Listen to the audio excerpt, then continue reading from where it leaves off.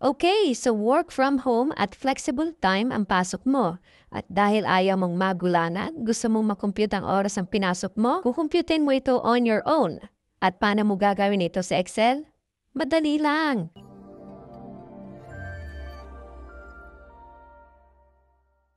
So, syempre, open mo yung Excel and then enter the info like the in and out.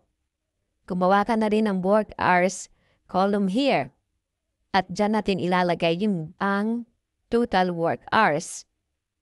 Okay, so paano gawin? Now, click on the cell right here and then equal sign, open parenthesis, click mo yung out, minus, in, close parenthesis, multiply mo by 24, press enter. Okay, so ayan na. Now, para makompute natin yan, iba na yan, i-drag mo lang yan pababa. Click and drag. Okay, so does it make sense yung mga number, right? So, hindi pa kasi tapos.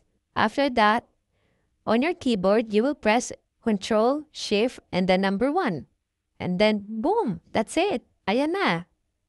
Okay. So, kung natulungan ka, pa-like and subscribe naman. See you on the next video. Bye!